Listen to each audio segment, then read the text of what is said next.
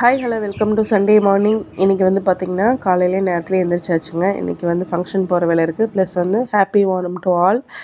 இன்றைக்கி மப்பு கோலமெல்லாம் போட்டாச்சு. அது காற்றுல பறக்காமல் கவர் போட்டு நல்லா ரேப் பண்ணிவிட்டு வாசலில் சின்னதாக மட்டும் ஒரு கோலம் போட்டேன். ஏன்னா காற்று நிறைய இருந்தது, ஃபுல்லாக ஸ்ப்ரெட் ஆயிரும் அப்படின்னு சொல்லிட்டு ஃபங்க்ஷனுக்கு பார்த்திங்கன்னா ரெடியாகி நானும் ஹஸ்பண்டு ஏர்லி மார்னிங்கே வந்து ஃபங்க்ஷனுக்கு கிளம்பிட்டோம். ஸோ ஃபங்க்ஷன் வீட்டுக்கு தான் போகலாம் அப்படின்னு சொல்லிட்டு போனோங்க. ஹாப்பி ஓணம் ஒன்ஸ் அகெயின் எல்லாருக்கும்.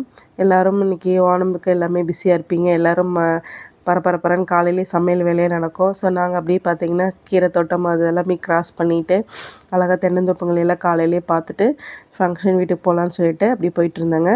இங்கே வந்து பார்த்திங்கன்னா இது எல்லாமே முட்டைக்காக வளர்க்குற கோழிகள், கோழிப்பண்ணை தான் ஃபுல்லாக.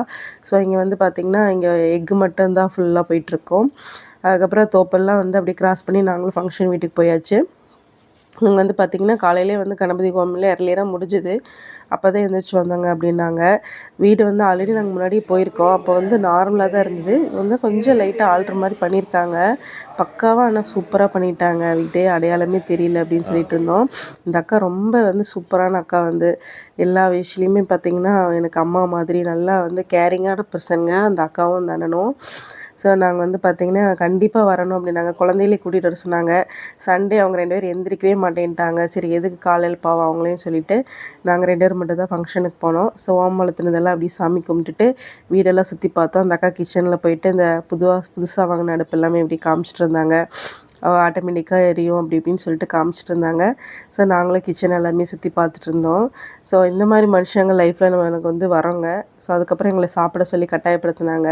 சரி காலையிலேயே பசி இல்லை, ஆனாலும் அவ்வளோ எர்லியராகவே வந்து சரி கொஞ்சம் கொஞ்சம் சாப்பிட்லான்னு சொல்லிட்டு உளுந்த வடை, தோசை, ஆனியன் தோசை, இட்லி எல்லாமே இருந்தது. சரி எல்லாத்துலேயும் கொஞ்சம் கொஞ்சம் சாப்பிட்டோம்.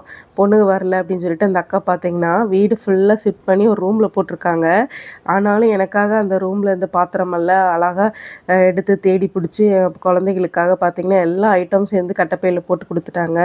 யாருங்க ஒரு ஃபங்க்ஷன் வீட்டில் எல்லாத்தையும் வெல்கம் பண்ணுற பிஸியில் கூட ஒருத்தங்களுக்காக வந்து குழந்தைகளுக்காக எல்லாம் போட்டு கொடுக்கறது பெரிய விஷயம் இல்லையா? ஸோ அதுக்கெல்லாம் ஒரு மனசு வேணுங்க. நம்ம குழந்தைகளுக்காக கொடுத்தாங்கங்கிறக்காக சொல்லலை. ஆனாலும் இது வந்து நம்மளா இருந்தாலும் அந்த டைமில் செய்வோமா இல்லையான்னு தெரியாது. அவ்வளோ கூட்டம். அவங்க எல்லாத்தையும் வெல்கம் பண்ணிகிட்டு இருந்தாங்க. ஸோ அந்த இது பிஸிலையும் வந்து நமக்காக நேரம் ஒதுக்கி இதெல்லாம் பண்ணுறது பெரிய விஷயம். பாருங்கள் சாம்பார், வெண்பொங்கல், தோசை, அதுக்கப்புறம் சட்னி, கேசரியிலேருந்து எல்லா ஐட்டம் வடை முதற்கொண்டு எல்லா ஐட்டம் கொடுத்துட்டாங்க. நான் வேண்டவே வேணான்னேன். இல்லை பாப்பாங்களுக்கு கொண்டே கூட பசியோடு இருப்பாங்க அப்படின்னாங்க.